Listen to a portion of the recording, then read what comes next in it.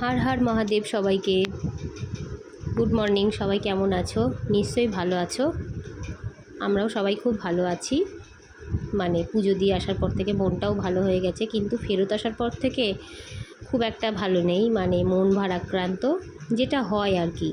একদিনের জন্য কোথাও বেড়াতে যাও আর চাই দুদিনের জন্য কোথাও বেড়াতে যাও, ফেরত আসার সময় কিন্তু মনটা খারাপ লাগেই। আমার তো খুবই হয়। আমি ঘুরতে ভীষণ ভালোবাসি, বেড়াতে ভীষণ ভালোবাসি, আর বাড়িতে আসার সময় বড্ড মন খারাপ হয়ে যায়, সে যেখানেই যাই। তো সকালে উঠে হাজব্যান্ডের মতন কলেজ চলে গেছে, আর আমি এখানে আজকে আর গ্রিন টি খাচ্ছি না। এখানে একটু লিকার চা করেছিলাম, তাই খাচ্ছিলাম। কালকে উপোস ছিল বলে আমি একটু লিকার চাই খাচ্ছিলাম সকালে। আর কেচিকে খাইয়ে নিচে এসছি, আর মা রান্নার জন্য সব কিছু কেটে রেখেছে। পটল ভাজা হবে, কলমি শাক হবে, ডিম রান্না হবে, আর ঝিঙে আলু পোস্ত হবে। তো পটলগুলো ভেজে আমি সেই তেলে একটু রসুন কুচি ফোড়ন দিয়ে তার মধ্যে একটু পেঁয়াজ কুচি দিচ্ছি, দিয়ে একটু ভাজা ভাজা করে কলমি শাকটা দিয়ে দেব। কলমি শাকটা খুব ভালো ছিল, ফ্রেশ ছিল, মানে যেখান থেকে নেওয়া হয়েছিল যার কাছ থেকে, খুব ভালো শাকটা ছিল, পুরনো শাক ছিল না, তার জন্য কলমি শাকটা বেশ ভালো, বেশ তাড়াতাড়ি রান্নাও হয়ে গেছিলো। তো এখানে শাকের মধ্যে আমি একটু চিনি দিচ্ছিলাম, আর নুন আর একটু হলুদ দিয়ে ভাজা ভাজা করে নামিয়ে নেব। আর বাদাম দিইনি, যেহেতু মার দাঁতের অবস্থা খুব একটা ভালো না, বাদাম খেতে পারে না, তাই জন্য আর বাদাম দিইনি। আর এখানে শুকনো লঙ্কা আর কালো জিরে ফোড়ন দিয়ে ঝিঙে আর আলুটা ছেড়ে দিলাম, দিয়ে এটা একটু ভাজা ভাজা করে নেব। আর পোস্তটা তার মধ্যে এটা ভাজতে ভাজতে বেটে নেব। তো পোস্তটা বাটা হয়ে গেছে। এখানে আমি ঝিঙে আলুটা একটু ভাজা করে নিয়ে তার মধ্যে চিনি আর নুন দিচ্ছিলাম। হলুদ আমি দিই না, কিন্তু নামমাত্র একটু ছোঁয়ানোর জন্য সামান্য, খুব 1 চিমটের মতন একটু হলুদ আমি পোস্তই দিই। আর এখানে একটু জল সমেত পোস্ত দিয়ে দিয়েছিলাম। এটা একটু শুকনো শুকনো হয়ে যাবে, তারপর একটু কাঁচা সর্ষের তেল দিয়ে দিয়েছি, দিয়ে নামিয়ে নিয়েছিলাম শুকনো অবস্থায়। আমার হাজব্যান্ডের আবার পোস্ত একটু শুকনো শুকনো হলে ভালো লাগে, জল জল হলে পোস্ত খেতে চায় না, তো তাই জন্য একটু শুকনো শুকনো করে নামিয়ে নিলাম। আর তারপরে ডিমটা বসিয়ে দিচ্ছি। আজকে কিচির জন্যও ডিম রান্না করব। আর আমার না ডিম এরকম কড়া করে ভাজলে খুব ভালো লাগে। আর কার কার ডিম এরকম কড়া করে ভেজে ঝোল করলে ভালো লাগে। ওর ডিমটা অবশ্য আমি হালকাই ভেজেছিলাম, না হলে শক্ত হয়ে যায়। আর এখানে ফোড়ন দিয়েছি তেজপাতা, শুকনো লঙ্কা আর জিরে, আর ওই পেঁয়াজ টমেটো একটু ভাজা হওয়ার পরে আদা রসুনের পেস্ট দিয়ে দিচ্ছিলাম। আর যেমন আর কি ডিমের ঝোলে দেওয়া হয়, বা রেগুলার যে মশলাগুলো, ধনে জিরে হলুদ গুঁড়ো, এগুলো দিয়ে একটু ভালো করে নাড়াচাড়া করে নেব। আর আজকে না ডিমে আলু দিইনি, শুধু ডিম দিয়েই ঝোলটা করেছি। খুব একটা পাতলাও করিনি, আবার একদম মাখাও করিনি, মোটামুটি একটা কনসিস্টেন্সি ছিল। তো এখানে মশলাগুলো সব কিছু দিয়ে ভালো করে কষিয়ে নেব। আর কষানো হয়ে গেলে ডিমটা দিয়েও একটু কষিয়ে নেব। যেহেতু আলু দিচ্ছি না, তাই জন্য ডিমটা দিয়ে একটু কষিয়ে নিচ্ছি, যাতে ভালো ডিমের ভেতরে মশলাগুলো ঢোকে। আর ডিমের গায়ে এভাবে আমি চিড়ে দিই, যাতে ডিমের ভেতরে মশলাগুলো ঢুকে যায়। তো মা এখানে চা খাবে, তো একটু চা নিয়ে চলে এলাম। আর এখানে কিচি দুষ্টুমি করছে, মানে খেলা করছে, ও গ্লুকন্ডি খাচ্ছে, একবার মৌরি লজেন্স খাচ্ছে, এরকম করছে, দুষ্টুমি করছে, এটা খাবো ওটা খাবো।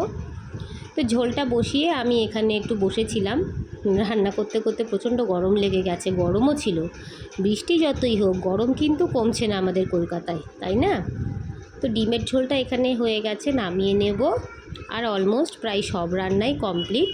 এ দেখো সব রান্না হয়ে গেছে, ভাতও হয়ে গেছে আগে। তো রান্নাঘরটারও পরিষ্কার করে নিয়েছি আমি একদম।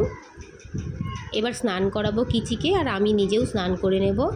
তো স্নান করে ভাবলাম জামা কাপড় যেহেতু ভালো করে শুকোচ্ছে না, একটু ছাদে গিয়ে দিয়ে আসি।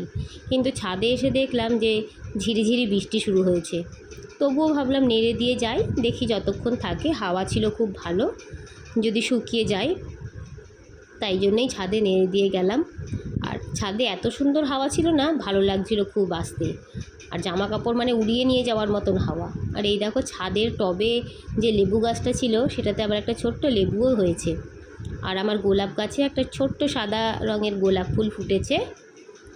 আর এখানে এখন বাজছিল 1:30 পৌনে 2 বাজছিল। তো তখন আমি কিচিকে খাইয়ে নিয়ে আমিও নিজে খেতে বসেছিলাম।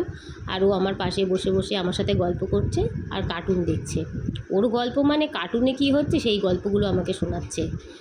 আর এখানে সন্ধেবেলায় ওকে ওকে হরলিক্স করে দিয়েছিলাম, ও হরলিক্স খাচ্ছে আর ওর পাপার সাথে গল্প করছে, খেলা করছে, পাপাকে জিভ ভ্যাঙাচ্ছে, এইসব করছে। খুব দুষ্টু হয়ে গেছে, নানান রকম দুষ্টুমি শিখে গেছে, সবাইকে জিভ ভ্যাঙাচ্ছে এখন। আর আমরাও একটু চা নিয়ে বসে পড়েছিলাম, লিকার চা নিয়ে। আর চা খেতে খেতে ভাবছিলাম যে যে জামা কাপড়গুলো আসার পরে কাচাকাচি হয়েছে ওইগুলো এখন ভাঁজ করতে হবে। খুব বিরক্তকর কাজ এই একটা, আমার তো ভীষণ বিরক্ত লাগে। কাচাকাচিটা যেমন তেমন, কিন্তু এই জামা কাপড় ভাঁজ করা, তারপর ব্যাগ থেকে বার করে গুছানো, এগুলো যেন খুব বিরক্তকর, ইরিটেটিং লাগে।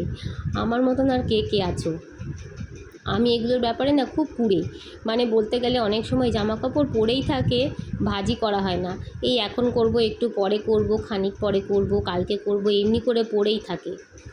যখন দেখি যে খুবই বাজে লাগছে দেখতে, জামা কাপড় কিছু খুঁজে পাওয়া যাচ্ছে না, তখন ভাবি যে না, উঠে গিয়ে ভাঁজ করতেই হবে, তা না হলে হবে না। তো যা পরে গেছিলাম, আসলে জল কাদার মধ্যে সবই তো কাদা টাদা লেগেছিলো, তো তাই জন্যে ভাবলাম সবই কেচে নিই। আর কিচি যেহেতু যেগুলো পড়েছিল ওগুলো কেচে পরিষ্কার করে দিয়েছি ভালো করে। কিচিকে কার্টুন চালিয়ে দিয়েছি, ও বসে বসে কার্টুন দেখছে, তা না হলে ও আমাকে কাজ করতে দেবে না, কাজ করতে দিতও না। তো এখানে সব কিছু ভালো করে ভাঁজ করা হয়ে যাবে, হয়ে গেলে ওকে খাওয়াতে বসবো। আর ওকে খাওয়ানোর আগে ভাবছিলাম আমার ওষুধগুলো খেয়ে নিই, নাহলে আমি আবার ওষুধ খেতে ভুলেও যাই। তো এখানে আমি আমার ওষুধ খাচ্ছিলাম, তো ওষুধ খেয়ে ওকে খাওয়াবো আর আমরাও সবাই খেয়ে নেব। তো আজকের ব্লগটা এ পর্যন্তই। ব্লগটা যদি কোথাও একটুও তোমাদের ভালো লাগে, প্লিজ ব্লগটা শেয়ার করো, লাইক করো, আমার পাশে থেকো। আর তোমরা সবাই ভালো থেকো, সুস্থ থেকো। আজকের মতন ভিডিওটা এখানেই শেষ করলাম। টাটা।